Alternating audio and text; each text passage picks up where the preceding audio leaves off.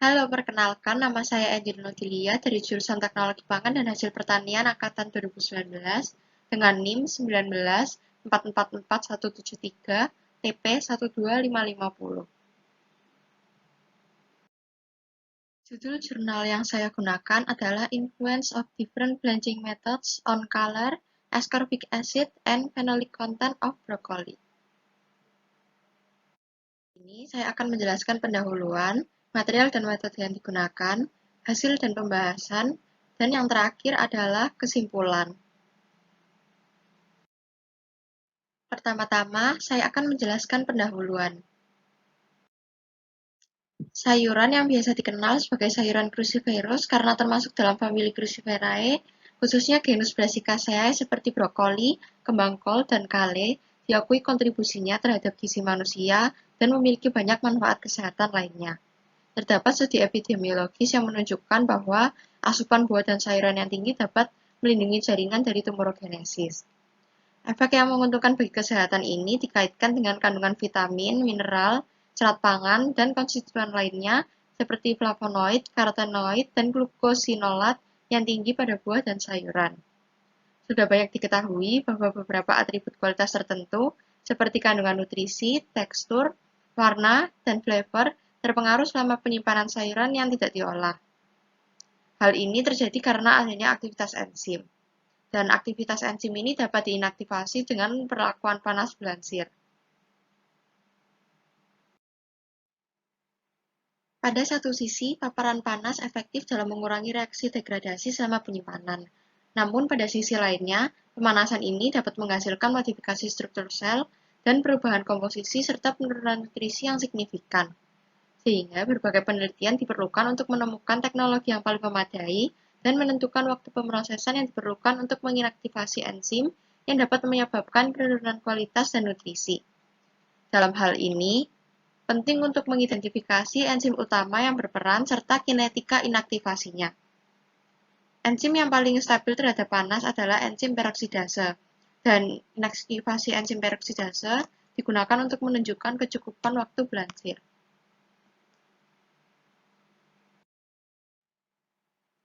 Adanya bentuk bulat dari sayuran seringkali membuat belansir dengan cara konvensional menjadi lebih sulit, karena untuk mencapai suhu efektif pada bagian tengah sayuran dan memastikan terjadinya inaktivasi enzim hingga ke bagian tengah, bagian paling luar dari sayuran harus diproses dalam waktu yang lama di suhu yang tinggi. Proses ini akan mempengaruhi karakteristik fisik dan kimia sayuran. Untuk mengatasi hal tersebut digunakan teknologi microwave yang dapat memanaskan dengan lebih homogen dalam waktu yang lebih singkat. Hal ini karena adanya penetrasi panas yang lebih homogen ke bahan yang dipanaskan menggunakan microwave. Akan tetapi, penentuan profil suhu selama pemanasan dengan microwave lebih sulit dibandingkan belansir dengan cara konvensional, sehingga penggunaan enzim peroksidase sebagai indikator waktu dan suhu merupakan alternatif yang mudah dan cepat untuk memantau proses termal pada microwave. Penelitian ini bertujuan untuk mencari tahu pengaruh tiga metode belansir menggunakan air panas, uap, dan microwave pada beberapa sifat fungsional brokoli, khususnya kandungan polifenol dan vitamin C. Pengukuran aktivitas enzim peroksidase dilakukan sebagai indikator efektivitas proses belansir. Sekarang, saya akan menjelaskan mengenai material dan metode yang digunakan yang terdiri dari preparasi sampel, proses belansir, ekstraksi dan uji enzimatik, penentuan warna, ekstraksi dan penentuan asam askorbat, ekstraksi dan penentuan fenolik, dan yang terakhir adalah analisis statistik. Yang pertama yaitu preparasi sampel. Pada preparasi sampel, dilakukan pengambilan sampel brokoli segar, Brassica oleracea varian italica, yang dibeli dari pasar lokal di Foggia di Italia. Pengambilan sampel ini dilakukan secara random tanpa daun bagian luar dan tanpa batang. Kemudian tandan brokoli yang diperoleh sebanyak 400 gram dicuci di bawah air keran yang mengalir dan dipotong menjadi kuntum brokoli sekitar kurang lebih 25 gram.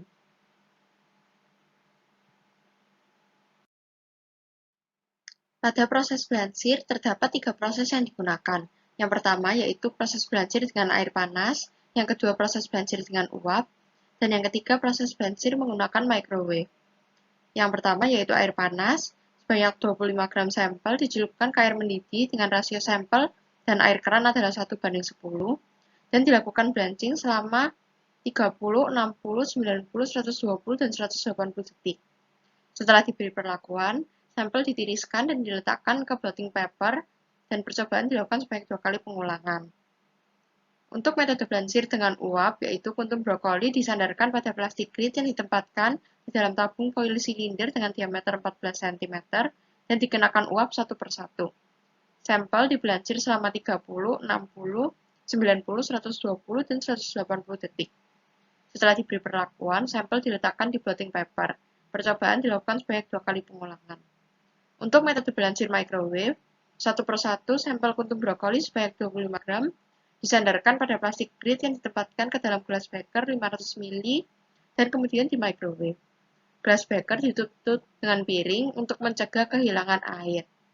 Sampel di-blanching selama 40, 50, 60, 70, dan 80 detik. Setelah diberi perlakuan, sampel diletakkan di blotting paper dan percobaan dilakukan sebanyak 2 kali pengulangan. Efisiensi dari 3 metode blanchir di atas yang digunakan diuji dengan penentuan inaktivasi enzim peroksidase. Berikut ini merupakan metode ekstraksi dan uji enzimatik. Sampel yang sudah di-blanching sebanyak 20 gram ditempatkan di blender bersama dengan 2 gram polivinil polupyrrolidone atau biasa disebut PVPP dan 40 ml buffer pengekstrak yang terdiri dari 0,05 molar potasium fosfat, 0,05 molar asam sitrat, dan 5% sodium klorida dengan pH 6,4. Kemudian campuran tersebut di blender selama 60 detik dan disaring menggunakan kain saring yang biasa digunakan untuk keju. Kemudian filtrat yang didapatkan disentrifugasi pada suhu 4 derajat Celcius dengan kecepatan 10.000 rpm selama 15 menit. Lalu, supernatan disaring menggunakan kertas saring Whatman N1 dalam keadaan vakum.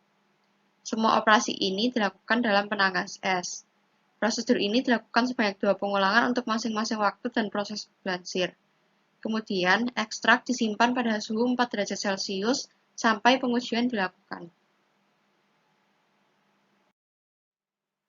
Kemudian, metode ekstraksi dan uji enzimatik selanjutnya yaitu aktivitas enzim peroksidase ditentukan dengan menggunakan guaiacol sebagai pendonor hidrogen yang diikuti dengan pembentukan tetraguaiacol selama 5 menit. Dibuat campuran yang terdiri dari 1 ml ekstrak sampel brokoli yang sudah diancarkan menggunakan air distilasi dengan rasio brokoli dan air 1:10, 1,35 ml guaiacol 5 mmol, 0,25 ml hidrogen peroksida 2 mmol, dan 1,35 ml buffer sodium fosfat 20 mmol dengan pH 6,5. Lalu, pipet diletakkan pada bak air hangat selama 5 menit pada suhu 30 derajat Celcius. Kemudian, penentuan aktivitas enzim dilakukan dengan menggunakan spektrofotometer Beckman yang diatur pada panjang gelombang 470 nanometer dan hasilnya dinyatakan sebagai persentase unit aktivitas per gram jaringan segar. Diasumsikan total aktivitas peroksidase awal adalah 100 UA per G. Untuk penentuan warna, karena permukaan brokoli tidak rata sama sekali, pengukuran kolorimetri dilakukan pada sampel homogenat yang terdiri dari kuntum brokoli dan air distilasi dengan rasio 1:2 yang dihomogenisasi selama 2 menit menggunakan blender. Lalu, penilaian warna dilakukan dengan Minolta Chromameter CR300 seperti alat yang tertera pada gambar di PPT ini dengan menggunakan sistem CIA Lab. Instrumen dikalibrasi dengan standar putih dan data percobaan L, A, dan B dinyatakan dalam hue dan chroma. Untuk ekstraksi dan penentuan asam askorbat, 10 gram sampel dihomogenkan di dalam blender dingin selama 2 menit dengan 100 ml buffer natrium dihidrogen fosfat 0,2 molar dengan pH 2,14. Kemudian disaring melalui kertas saring Whatman N1 yang diikuti dengan penyaringan menggunakan filter selulosa asetat 0,45 mikromili molipor. Lalu, 20 mikroliter sampel yang sudah diklarifikasi disuntikan ke kolom simetri C18 yang berukuran 150 kali 4,6 mm dan dihalusi menggunakan fase gerak isokratik dari 0,25 molar natrium dihidrogen fosfat dengan laju aliran 0,5 mili per menit. Kemudian, asam askorbat dideteksi oleh Water 2487 Dual Alpha Absorbance Detector yang diatur pada panjang gelombang 254 nanometer. Kemudian untuk identifikasi dan kuantifikasi, diperlukan larutan standar asam askorbat. Ekstraksi dan penentuan dilakukan baik 2 kali, dan hasilnya dinyatakan sebagai miligram asam askorbat per 100 gram berat kering. Selanjutnya, untuk ekstraksi dan penentuan fenolik, sampel yang sudah diblansir sebanyak 3 gram diekstraksi 2 kali dengan 15 ml metanol 80% selama 2 menit menggunakan blender.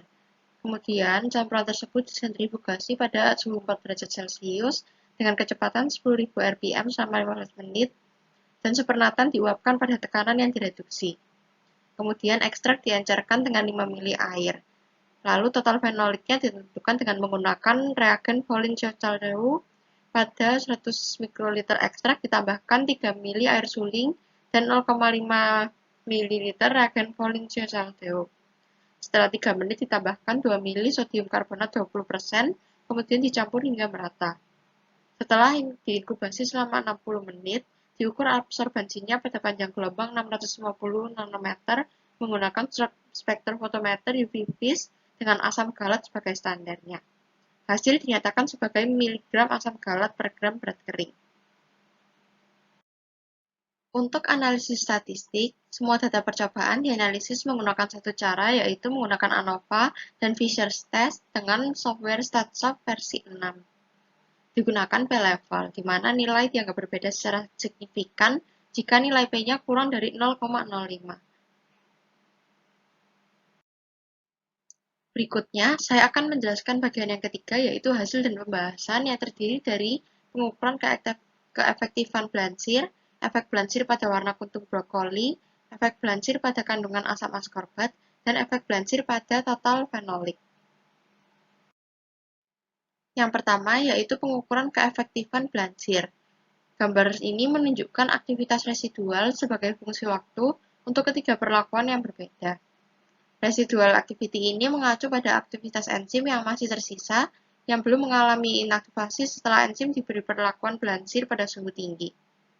Seperti yang diharapkan, hasilnya menunjukkan bahwa tingkat inaktivasi meningkat seiring dengan meningkatnya waktu perlakuan, baik untuk perlakuan blansir secara tradisional yaitu air mendidih dan uap, dan blansir menggunakan microwave.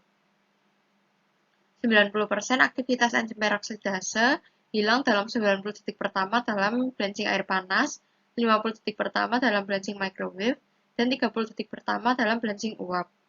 Pengurangan 90% aktivitas enzim peroksidase ini bertujuan untuk penentuan kondisi blansir yang memadai, karena blansir ini direkomendasikan untuk mendapatkan kualitas optimal dari sayuran yang tidak diberi perlakuan atau pengolahan. Inaktivasi total enzim peroksidase dicapai dalam 80 detik untuk blansir dengan microwave, 90 detik untuk blansir dengan air panas, dan 120 detik untuk blansir dengan uap. Berikut ini merupakan efek blansir pada warna kuntum brokoli. Tabel ini menunjukkan nilai luminesensi pada sampel brokoli dengan perlakuan blansir yang berbeda. Hasil terkait luminesensi yang dipengaruhi oleh perlakuan yang berbeda menunjukkan bahwa indeks L ini tidak mampu membedakan perbedaan yang signifikan, karena dihasilkan dari P-level lebih besar dari 0,05. Selain itu, tidak ada korelasi antara inaktivasi enzim peroksidase dan indeks L, sehingga hasil yang didapatkan tidak jauh berbeda. Dua gambar ini menunjukkan hue dan kroma dari brokoli segar dan brokoli yang diberi perlakuan blansir menggunakan air panas, microwave, dan uap pada sampel setelah dihomogenisasi dan setelah 48 jam penyimpanan di udara terbuka. Analisis warna pada sampel yang telah dihomogenisasi menunjukkan warna hijau tipikal saya segar. Lalu pada sampel dengan blansir microwave menunjukkan warna kuning, dan sebaliknya untuk sampel yang diblansir menggunakan air panas dan uap menunjukkan peningkatan warna hijau. Terdapat perubahan sudut hue yang dapat diamati selama setiap perlakuan. blanching microwave menghasilkan variasi sudut view yang lebih kecil terhadap sampel yang tidak diberi perlakuan. Lalu, terdapat perbedaan tidak signifikan pada saturasi warna atau kroma, yang terlihat dari sampel yang diblancir microwave menunjukkan warna hijau lebih tidak cerah dibanding dengan sampel yang diblancir secara tradisional, yaitu dengan air panas dan uap, dengan mengecualikan sampel yang diblancir selama 80 detik. Hal ini disebabkan karena degradasi klorofil akibat proses termal. Terdapat studi yang menyebutkan bahwa peningkatan suhu dalam kisaran 80 hingga 120 derajat Celcius dapat menyebabkan peningkatan laju reaksi degradasi dari klorofil A dan B dalam ekstrak brokoli. Selain itu, klorofil A yang merupakan pigmen terpenting pada sayuran hijau memiliki stabilitas terhadap panas yang lebih rendah.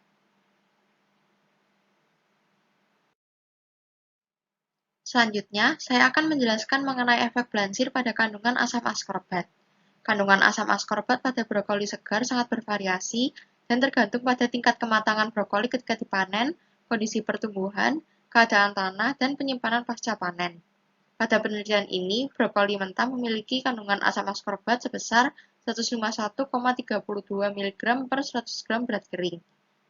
Lalu dapat dilihat pada tabel ini, yaitu blancir dengan air panas dapat menurunkan kandungan asam askorbat secara signifikan menjadi 80,13 mg per 100 gram berat kering. Nilai ini merujuk pada waktu blancir minimum 90 detik untuk air panas. Gambar ini menunjukkan kandungan asam askorbat pada brokoli yang diberi perlakuan blancir uap. Blancir dengan uap dapat menurunkan kandungan asam askorbat secara signifikan menjadi 112,92 mg per 100 gram berat kering. Nilai ini merujuk pada waktu blancir minimum 30 detik untuk uap. Untuk kedua perlakuan, yaitu air panas dan uap, semakin lama waktu blanching, maka kehilangan kandungan asam askorbatnya akan semakin besar. Brokoli dengan perlakuan air panas memiliki retensi yang lebih rendah. Hal ini dapat dikaitkan dengan mudahnya kehilangan nutrisi melalui pencucian. Karena diketahui bahwa blanching dengan perendaman dalam air panas dapat menghasilkan kehilangan asam askorbat yang lebih tinggi dibanding menggunakan uap. Kehilangan nutrisi ini perlu diperhatikan ketika menghitung asupan asam askorbat dari brokoli yang sudah dimasak. Gambar ini menunjukkan kandungan asam askorbat yang diberi perlakuan pada blancir microwave. Perlakuan blanching dengan menggunakan microwave ini justru meningkatkan kandungan asam askorbat yang ada pada brokoli. Fenomena ini dapat terjadi dengan adanya peningkatan ekstraktabilitas kimia dari jaringan tanaman setelah dipanaskan. Berikutnya, saya akan menjelaskan mengenai efek blancir pada total fenolik. Dua grafik di bawah ini menjelaskan mengenai kandungan fenolik pada brokoli setelah diberi perlakuan blancir dengan menggunakan air panas dan uap. Sampel brokoli awal memiliki fenol rata-rata 10,88 mg EAG per gram berat kering, dan perlakuan blancir dengan air panas dan uap tidak menyebabkan kerusakan pada kandungan fenolik. Gambar ini menunjukkan kandungan fenolik pada sampel brokoli dengan perlakuan blancir microwave. Pada perlakuan blancir dengan microwave ini, terjadi peningkatan fenol bebas akibat adanya perlakuan pemanasan. Lalu, bagian yang terakhir yaitu kesimpulan. Dibandingkan dengan kebanyakan makanan, sayuran memiliki begitu banyak aspek kualitas. Namun banyak dari aspek tersebut yang hilang ketika dilakukan blancir dengan waktu yang tidak sesuai. Sehingga penelitian ini menegaskan bahwa pemanasan dengan microwave tidak berdampak negatif terhadap karakteristik gizi dan kualitas dari brokoli. Waktu yang diperlukan untuk mengaktifasi enzim menggunakan microwave lebih tinggi dibandingkan menggunakan uap, namun lebih rendah daripada menggunakan air panas. Kesimpulannya, teknologi microwave jika digunakan dengan tepat sebagai metode blancir dapat menguntungkan industri karena menggunakan microwave ini dapat mengurangi penggunaan air, biaya pembersihan, biaya energi, dan akan menghasilkan produk yang lebih diinginkan dalam hal retensi nutrisi. Untuk menyelesaikan penelitian ini diperlukan studi lebih lanjut mengenai mekanisme yang memungkinkan terjadinya pembentukan senyawa organik tertentu sebagai akibat dari perlakuan pemanasan. Berikut ini merupakan referensi jurnal yang saya gunakan. Saya akan menjelaskan mengenai pertanyaan dan jawaban. Pertanyaan yang pertama yaitu mengapa aktivitas enzim bisa mempengaruhi kualitas sayuran cruciferous. Jadi, aktivitas enzim dapat mempengaruhi kualitas sayuran cruciferous karena enzim ini akan mengkatalis reaksi pencoklatan pada sayuran. Warna coklat ini menyebabkan penampilan sayuran cruciferous menjadi tidak menarik, kemudian diikuti dengan pelembekan jaringan dan kehilangan flavor sehingga kualitas sayuran cruciferous akan menurun. Pada jurnal ini, enzim yang dijadikan parameter adalah enzim peroksidase. Jadi kehadiran enzim peroksidase dapat mengkatalis reaksi kimia antara senyawa fenolik dengan hidrogen peroksida yang menghasilkan quinon, dan selanjutnya akan menghasilkan pigmen yang berwarna coklat. Selain mengkatalis reaksi fenolik dengan hidrogen peroksida, enzim peroksidase juga dapat mengkatalis pembentukan pigmen coklat dari senyawa quinon. Reaksinya dapat dilihat pada PPT di bawah ini. Pertanyaan yang kedua yaitu ketiga metode belansir yaitu air panas, uap, dan microwave sama-sama menggunakan suhu panas. Tapi kenapa hanya microwave yang meningkatkan asam askorbat, sedangkan yang lain menurunkan kandungan asam askorbat pada brokoli? Jadi, secara umum adanya pemanasan ini bisa menyebabkan perubahan pada kandungan asam askorbat. Karena vitamin C ini merupakan vitamin yang sensitif terhadap panas. Tapi pada belansir dengan microwave, asam askorbatnya justru meningkat karena terdapat peningkatan ekstraktabilitas kimia dari jaringan tanaman yang dipanaskan dengan microwave. Sehingga vitamin yang terekstrak itu bisa menjadi lebih tinggi. Sedangkan pada perlakuan belansir air panas dan belansir uap, fenomena peningkatan ekstraktabilitas ini nggak terjadi. Selain itu, vitamin C juga bisa larut pada air sehingga kandungan vitamin C pada metode belansir air panas dan uap bisa menjadi menurun. Untuk pertanyaan yang ketiga, hasil penelitian ini menunjukkan kandungan asam askorbat pada brokoli dengan perlakuan belansir air panas dan uap air yang menurun, tetapi justru meningkat pada perlakuan belansir dengan microwave. Mengapa penelitian menunjukkan hasil yang berbeda, padahal ketiganya termasuk proses pemanasan yang mampu menyebabkan oksidasi asam askorbat. Jadi pertanyaan yang ketiga ini mirip dengan pertanyaan yang nomor 2 tadi. Jadi saya ingin menjelaskan kalau asam askorbat ini merupakan vitamin yang larut air dan sensitif terhadap panas. Jadi selama dibelansir dengan air panas dan uap, matriks brokolinya bisa berinteraksi langsung dengan media belansirnya yaitu air, sehingga asam askorbatnya dapat terlarut ke air dan bisa hilang karena proses pemanasan. Sedangkan jika dilakukan belansir menggunakan microwave, tidak diperlukan air untuk meningkatkan suhunya sehingga dapat meminimalisir kehilangan asam askorbat. Selain itu, microwave ini juga bisa melakukan pemanasannya dengan cepat sehingga kehilangan asam askorbatnya menjadi lebih sedikit. Lalu pada belansir microwave ini, asam askorbatnya justru meningkat karena terjadi peningkatan ekstraktabilitas kimia pada jaringan seperti yang sudah saya jelaskan di pertanyaan nomor 2. Lalu pertanyaan yang keempat, penelitian ini juga menunjukkan tidak terjadinya kerusakan fenolik pada perlakuan belansir dengan air panas dan uap air. Pada grafik belansir uap air, fenolik justru mengalami peningkatan jika dibandingkan dengan sampel brokoli mentah. Mengapa hal ini terjadi? Jadi sebenarnya peristiwa peningkatan fenolik di perlakuan belansir dengan uap air ini nggak ada perbedaan secara signifikan karena dari penelitian dengan analisis statistik, hasil P-nya itu lebih besar dari 0,05. Sedangkan dalam jurnal ini dianggap perbedaannya signifikan jika P-nya kurang dari 0,05. Tapi adanya peningkatan fenolik ini meskipun nggak signifikan, bisa terjadi karena adanya kenaikan fenol bebas sebagai akibat dari perlakuan pemanasan. Jadi, karena fenol bebasnya meningkat, kandungan fenolnya juga ikut meningkat. Berikut ini merupakan beberapa daftar pustaka yang saya gunakan untuk menjawab pertanyaan-pertanyaan di atas, dan saya ingin mengucapkan terima kasih karena sudah mendengarkan presentasi hingga akhir.